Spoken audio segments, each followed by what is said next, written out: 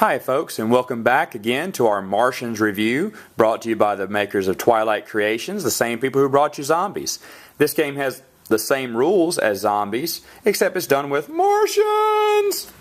So here we have our three different types of Martians. They're evenly distributed in each box. And of course you get two types of players, a guy and a girl. Oh my gosh, it's Haley Berry. Okay, so you start here in this little cabin, and of course regular movement rolls, just like Zombies, would move you out into the streets. Now, besides the main tile, every other street tile must be filled with a Martian. So for instance, this three-way has to have 4 Martians on it. So you can see the board really fills up pretty quick. Now, on the name tiles though, there's only one road square, so you would only need to put 1 Martian there. Let's look at this junkyard real quick. Here we have our lives and our bullet tokens, but what does the T stand for? Well, the T signifies token. And so you can place your token there and you can pick it up. Now there are 3 types of tokens. Here they are.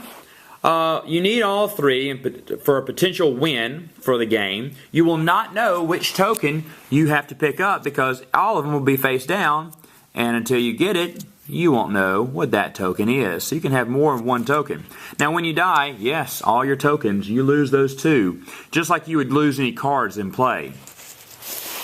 Alright, so anyway, that sucks. Let's see what happens on the farm though. On the farm, there's a little empty space there. This is where we're going to put our crop circle. Once a player moves across and onto this square, they will flip this crop circle over. Oh, another crop circle. Looks like we're cool there. But one out of every 4 of these crop circles, there's only 4 in the game, one of them is the mothership. So if you have the mothership token and you have all 3 of these tokens, you have won the game because you blew up the mothership.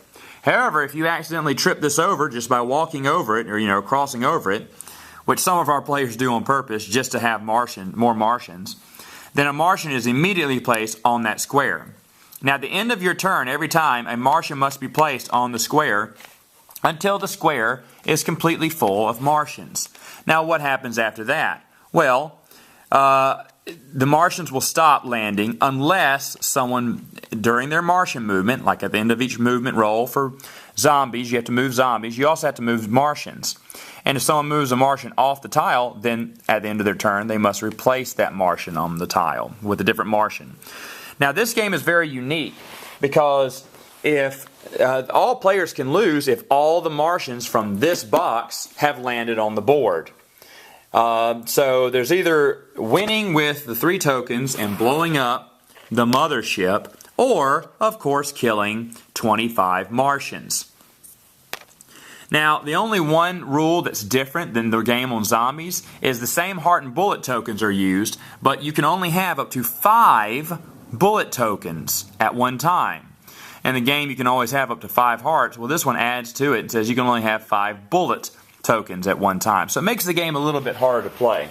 Now, overall, I'll be honest, this is one game we haven't played as much. It is a big favorite. It's just hard to combine it with any other Zombies games. Besides Zombiegeddon is the only time we really combine it with other games. Playing it as a standalone game, though, it is a lot of fun. And heck, it's Martians. Who doesn't want to kill them? Okay, folks, that's all for today. See you later.